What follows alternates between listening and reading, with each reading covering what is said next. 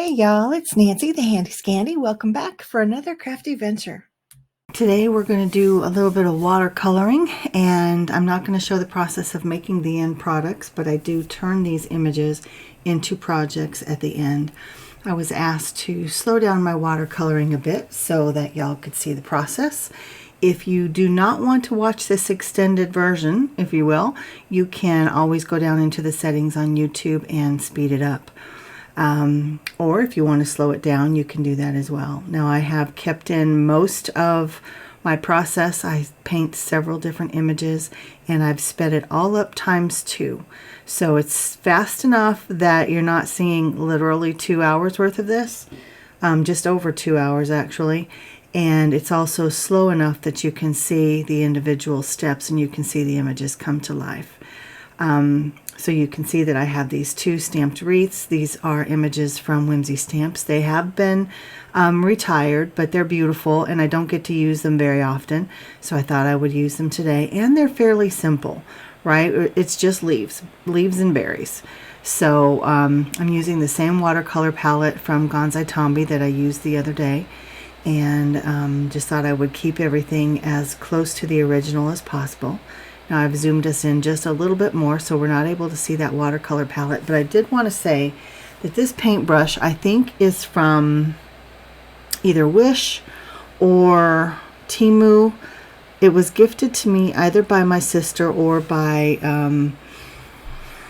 one of my veterans, and I can't remember, but this is a #1. That's the main thing you need to know. You don't need anything fancy.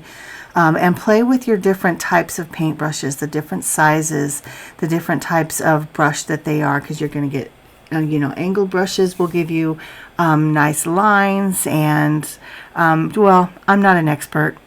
I'm not an expert by any means, but go just play with your stuff. Play with your stuff, see what kind of results you get. And this is just a result of me playing. I've watched a few videos. I've watched Christina Werner and some other people, and this is what I've learned. Like I said, I am no expert. I don't have a degree in art. I've taken some art classes, but this is just me playing. So I have already put down a wash of green over this entire wreath. I tend to start with light colors and build up the intensity, adding darker layers as I go.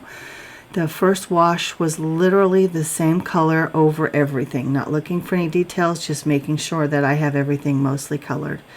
I also used some of those same colors on this more branchy image, and the berries, I didn't want them to be a big contrast, so I'm keeping them in my same fall color family that I'm using to paint the leafier wreath. And if you don't know, it's always October at my house. So fall colors follow me all year long. So don't be surprised if I color with fall colors, or if you see me using fall or Halloween images. That's just kind of what I do. That's my wheelhouse.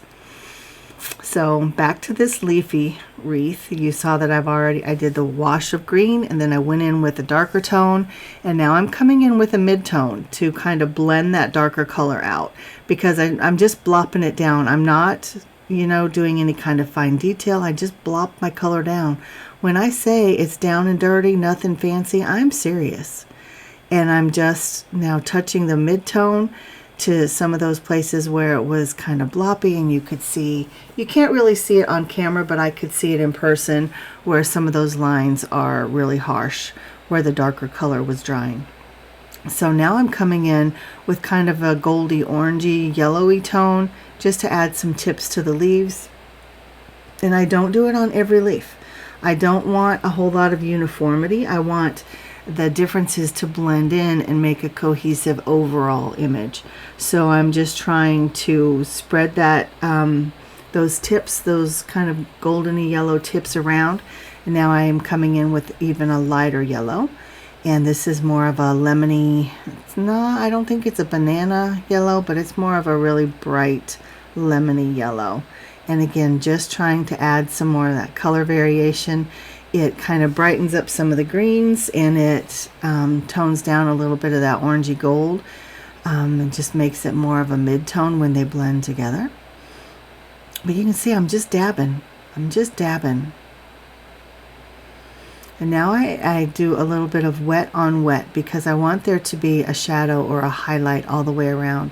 But look at how that color just blooms and bleeds and spreads. I love that. Not everybody loves wet on wet, and that means your paper is wet and you're coming in with a wet medium. I tend to go overboard. I am a more is more girl in just about everything I do in life, and I don't know when to stop. I like it, so I keep going, and then suddenly what I liked is gone. But again, it's a process, right? See, I keep coming in with more water and more water. Now down here, down on the bottom left of this image, you'll see where there's not enough water. And so here where the water is moving nice, down here it stops moving because it's a wet medium on dry paper. So I have to come in, yep, there we go, and that allows it to move. So I really like that look. You can see that my watercolor paper is very textured. You can see that texture in the center of the wreath there. And then the gray that I just added around the wreath, as well as those kind of rusty colors, are now starting to blend and bleed, because that's where I was kind of mixing some color, where those autumnal colors there at the top middle, I was mixing my colors so that I could just pick them up quickly instead of mixing them on my board. And now they are blending into the shadow on my wreathy or my leafy wreath, but I'm not mad about it. I make it work. I'll show you how I pick up some of that excess paint, as well as the moisture that I don't want. But now I'm coming in with some more of those orangey colors, the rusts, to add some more texture to the berries, or maybe it's more dimension to the berries. And I'm not doing anything fancy there either, just dabbing on the berries, dabbing on the leaves, the various colors that I'm coming in with. You saw I just came in with that kind of greeny gold.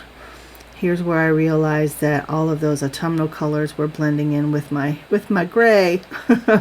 So I lifted some of it with my rag that I use when I'm watercoloring to clean off my brush.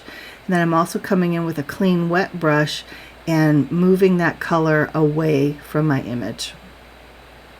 And then I do come in a couple times, yep, with my little rag or towel and just kind of dab it up. And then I want to do the same thing on the branchy wreath. So I add the color, or I spray the water and then I add the color, and you can see those colors from the top middle. Even though I got quite a bit of that up, it's still wanting to blend and bleed, and I'm not mad about it. I'm really not, y'all. I don't know. I'm just not, I'm not anal. I'm really not. And I don't know, I don't mean any offense to anybody who wants to control their art more than I do. I don't mean any offense at all, but I just allow things to happen, right? I always wonder what if, and then I try it out. Or I think, I do wonder what if, but I'm going to save that for later. Because oftentimes with the what if, I always say use what you know and then employ that knowledge with your what if, right? Start from whatever your baseline is, and then build from there. So you can see in my opinion, I've added too much color, too much water. It's all wanting to buckle and run. And yeah, I'm just gonna dab some of that up, remove that washi tape that I had it taped down with, and then move it aside. And this is what it looks like when it's dry. Now I do fussy cut those out, and I put them on a couple tags in the end, and we'll look at those tags. And now for these cute little images, these are Whimsy Stamps images as well. I can't remember the name of the stamp set. I think it's called Arctic Pals, Polar Pals, something like that. And I'm just taking some watercolors from my palette and mixing them on my board, which makes much more sense than mixing them on the paper. And you can see the way the colors are blending and moving on this whale, that he was already wet. I don't know if you saw me spray with that little mister, but I sprayed it because it's easier for the colors to blend and mix organically, just with the water doing the work, than it is for me to try to do them, because again, I'm not a watercolorist. I just play. So yeah, so I will come back, and what I didn't talk about last time or on the wreaths is that in between those layers, I don't always let it fully dry, but I do allow it to settle into the paper, and then I'll come back with another layer, typically a darker layer, but sometimes I come back and lift color, or I might add a lighter color. It just really depends on the image and what I'm trying to do.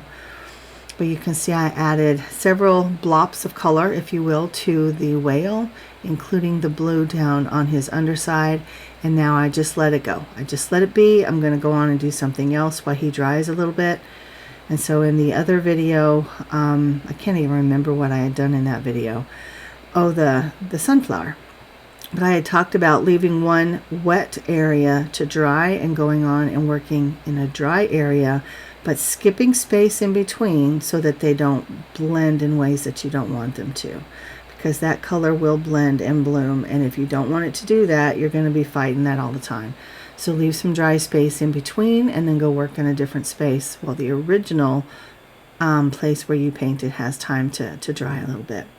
So that's exactly what I'm doing, and I'm just adding, you saw I added the gray to the little manatee, and then I came in with I added some brown to that gray to add a lighter brown gray layer, and now I'm coming in with a darker brown. And I want all of these to blend and mix, and that helps that gradient of color, or those layers excuse me, to form a little more organically. And I don't have to figure out where that gradient or that blending is going to happen. I'm just manipulating the pigment that's already there. If I see a place that maybe needs some, I just move it around. If I see a place that has too much, I can lift it up with my paintbrush. Yeah. And so now I'm adding some black because I'm moving on to the penguin. And the penguin's tummies are typically white and their bodies are black. You know, there are different types of penguins. And again, these are cartoons, so you can do them however you want. You can have a pink penguin, you can have a green penguin, it doesn't matter. But yeah, so I'm laying down some, it is black, but I've added some gray to it, or I've added the gray or the black to the gray that was already on my palette. And then I come in with some water. The more water you add to your color, the more diluted it will be. And so that's why you'll see me just spraying and spraying and spraying in pigments that are already down on my work surface, because I just want a really, really diluted color, really, really faint. And there I wanted some gray for the penguin's belly, so I just added a lot of water to that pigment that was already there, but not all of it, just the edge of it, so that I still had some more concentrated pigment there on my palette. And then I went back in with just some clean, or with a clean paintbrush, and I lifted some of that darker pigment on the penguin's body because it was just a little bit too dark. And so I lifted some of that color, and I'll come back in and I'll add more layers to it. And the same with his belly. I wanted there to be a blue hue, and I had too much blue, so I went in and I dabbed that up and then just moved it around a little bit. Now I'm adding some orange to his feet and to his beaky beak. Again, just moving those colors around so I make sure that I fill in my space the way that I want it. Some people like there to be some white showing through, or some space between the edge of the image and where the pigment starts. You do you. Whatever pleases your palette or your eye, or whatever you want to say. I am never worried about light source. I just add darker colors where it either makes sense to me in the moment, or where I feel like I need some separation, or some, maybe some, I'll say shadow, but I'm not always looking for shadow. I just want, like where his fin meets his body on this whale, or where the fin meets the body on the penguin, or even the manatee, or gosh, even the narwhal. They all have fins.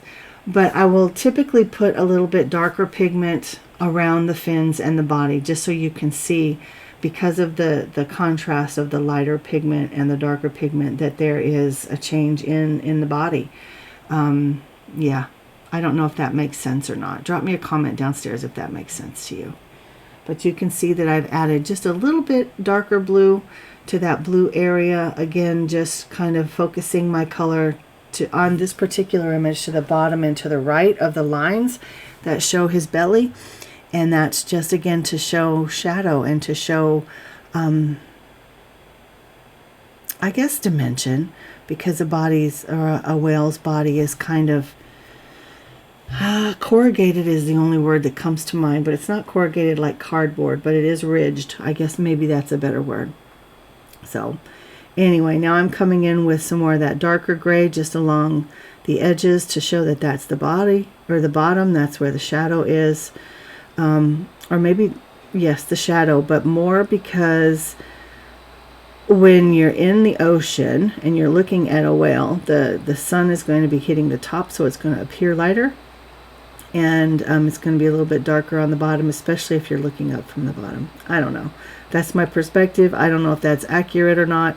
I don't know if it matters or not. It doesn't usually to me, but it just, that gradient of color just is more appealing to the eye. So again, while those darker areas dry on my whale, I'm moving back over to the manatee, adding some more of that gray-brown layer. And you'll notice, like if you notice when I finished the penguin and when I finished the manatee, there were puddles of the watercolor. And it's the same on the whale. Where those puddles dry, they're going to have harsh lines around them, like you can see on the penguin's cheeks. And I don't necessarily want those harsh lines. Sometimes they don't bother me a bit. Sometimes that just adds, it just adds to that, to the interest of the image that you're painting.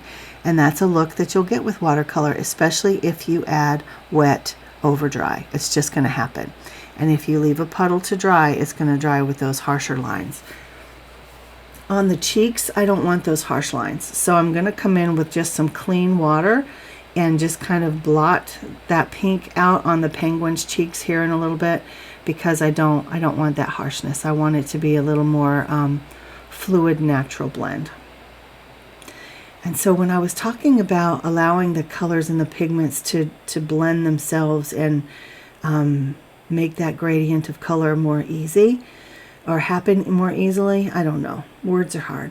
But that's what I'm showing here. Like I did the pink on the bottom half of the narwhal, and while it was still wet and there were puddles of paint, I come on with the gray, and I will continue to add darker gray layers at the top. You can't really see what's happening at the top because my hand is in the way.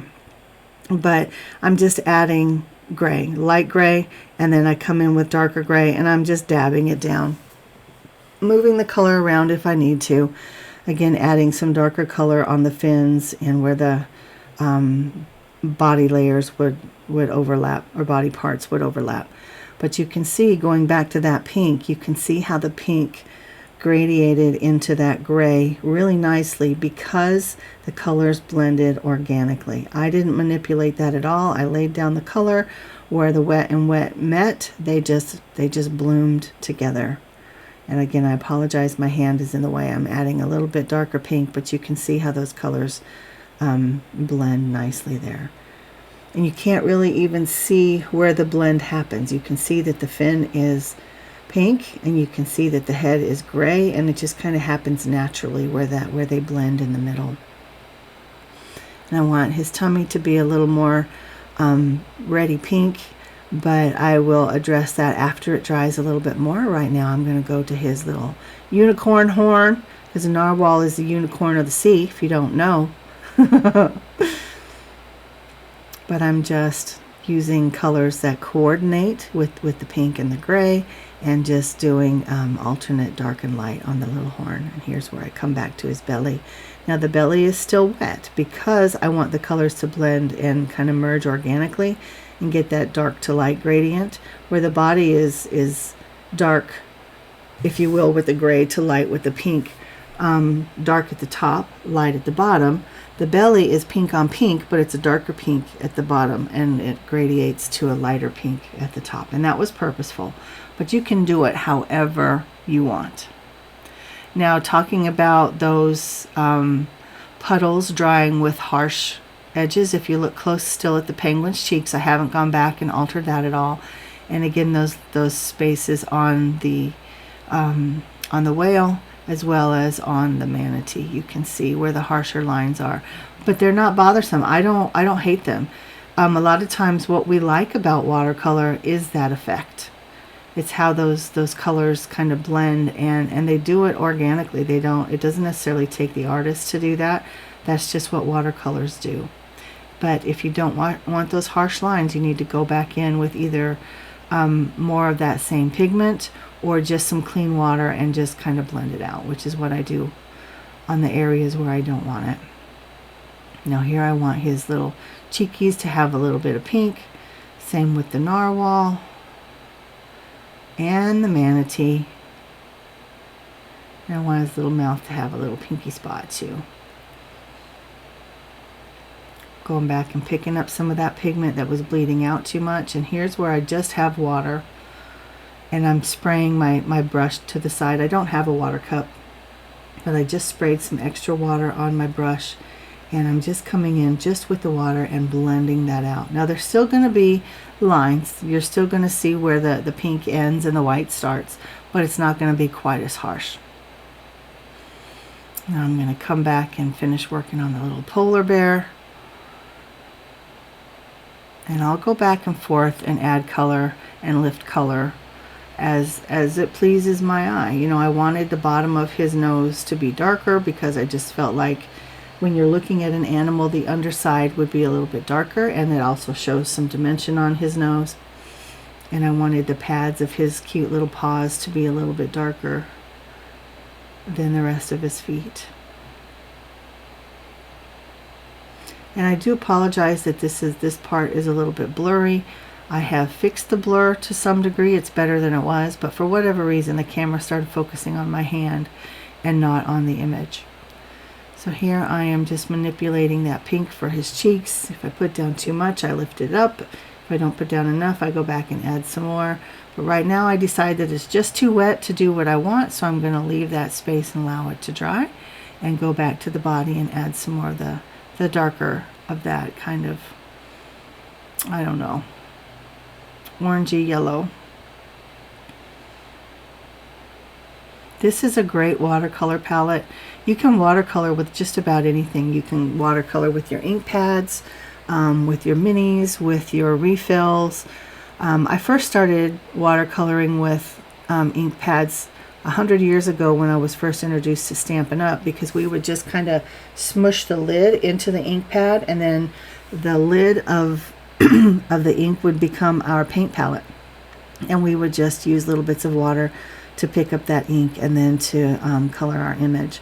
So that's when I first learned to watercolor with ink, but there's lots of different ways that you can do it. A lot of times we just smush it down onto our work surface and go from there. So I'm going back and forth in between these images, like I said, allowing one to dry while I work on the other. And now I'm adding some more of that darker pigment to the top of the little narwhal, and I just kind of tap it down because it is wet on wet still. So I just tap that darker color in, and then I allow it to bloom and blend. If I feel like it needs to be moved around a little bit, I will just dip the tip of my brush into the paint and just move it around where it pleases my eye.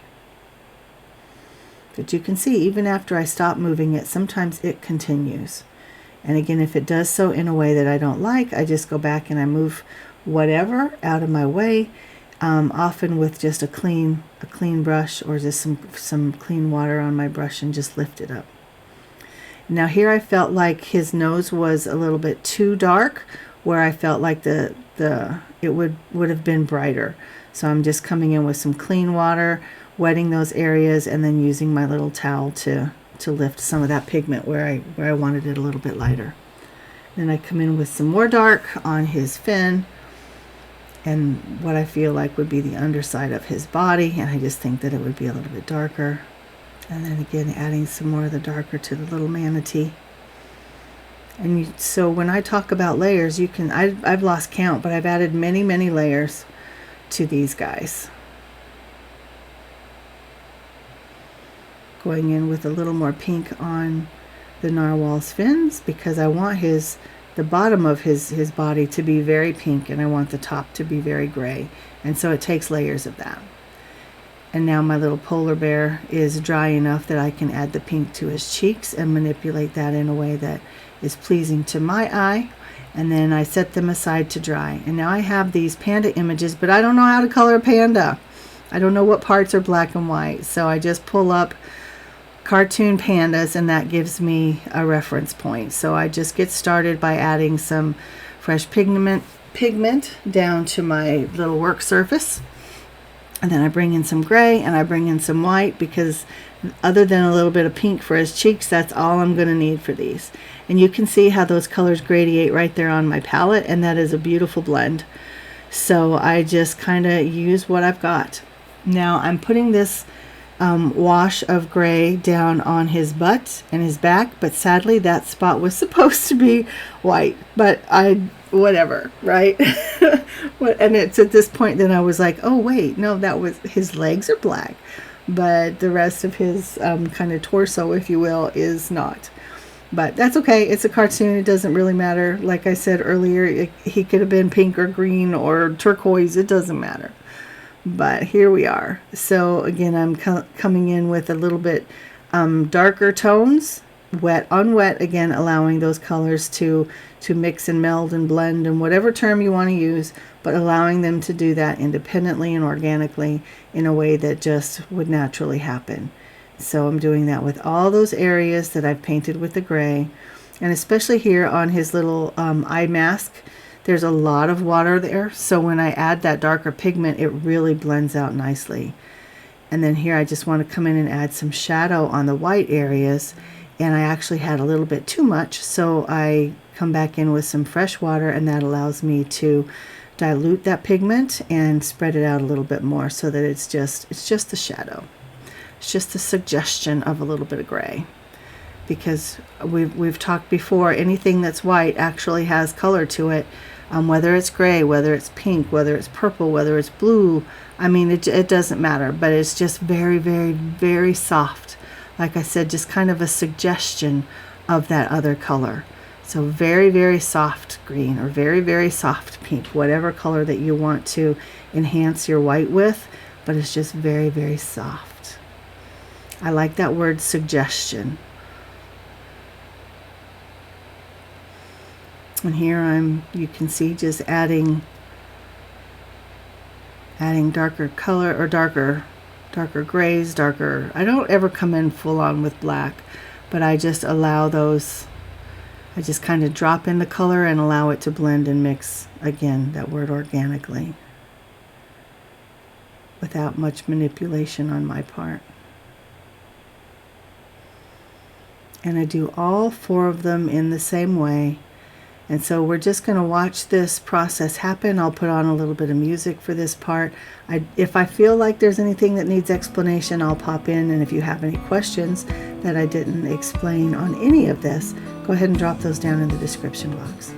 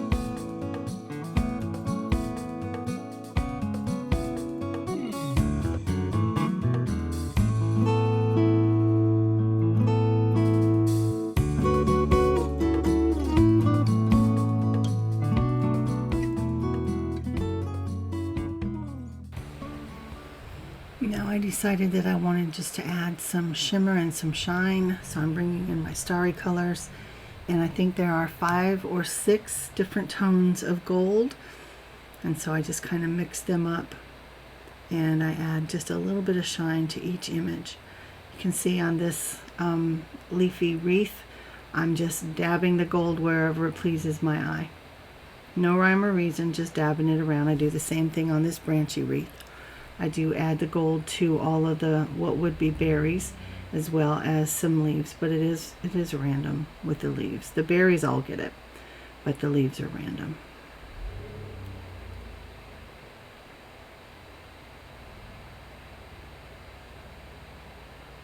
And if I'm not mistaken, I do the whole branch on this wreath as well.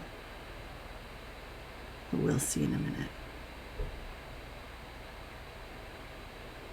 But when I've got these all fussy cut out, especially the wreaths, and where the colors kind of went crazy because I had too much pigment and too much water, it makes a little more sense once you cut out all of that excess. I think they're very pretty. What do you guys think? And here I have all the little critters. In the white, I'm just coming in with some of the more silver. It's kind of a silvery, maybe a platinum gold, if you will. But just very, very lightly adding it to wherever I have the shadow on each individual image. Or if I wanted it as a highlight, I think I do it as a highlight on the whale. Sorry, you can't see what I'm doing there on the pangy.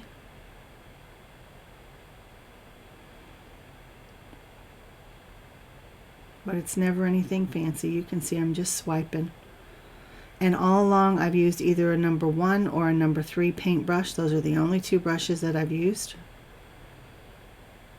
And the brand, in my opinion, does not matter. I have fancy ones, I have Dollar Tree ones, I have brushes that have come out of like a Crayola watercoloring set. I have water brush pens, I have fancier pens, I have some Princeton, I have some, what's the silver, I can't even remember what those are called. But anyway, I have some nice ones, I have some not so nice ones, and they all work. They all work. Maybe if I were more serious about it, maybe more of a professional, quote unquote, if you will, it would matter, but in my opinion, it doesn't. You can see them all close up. I think it's really cute. Now, all of these tags or card bases were created from things that were just in my stash. All of these tags were already made. I just added the details and the painted elements to them. And all the little bits and bobs, the letters, the images, any other images besides the ones that I colored today, those were just in my stash. This tag was pulled, gosh, probably 2 years ago. It's been in my stash. I'm not even sure. That one's been sitting there for a while as well. Now all the little embellies, whether they're clay bits or sequins or sparkle gems, they're all from this Calls for Confetti. I think they're gorgeous. And there's such a variety. You can find something to fit every single project, every single color. And you can see those harsher spots on the little manatee as well as all the different layers. Same with my little whale there. Very simple tag. These fish scale tags were already done as well. And that gel plate pull was already done. I just thought that this little pangy was cute on there. He had the tones of the blues and the grays and the pinks and the oranges, so I felt like he brought everything together. And this was done some time ago as well, maybe last June, maybe the June before, I don't know.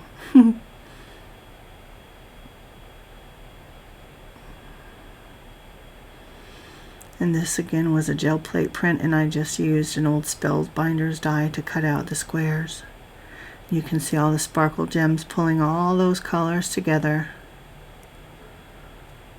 See those cute little panda images in the suggested context of their bamboo forest. So cute.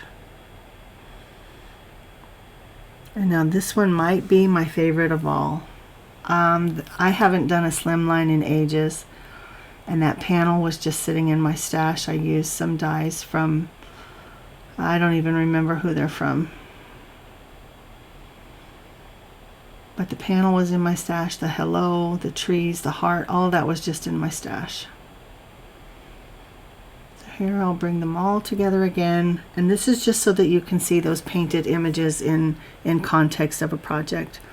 I am going to talk more about the process of making the end projects in my Saturday morning makes. Be patient with me. I am working on that video now, but I wanted to get this one up because it was requested that I share the longer version or the more detailed version of my painting process. Make sure you drop me comments downstairs, especially if you have any questions.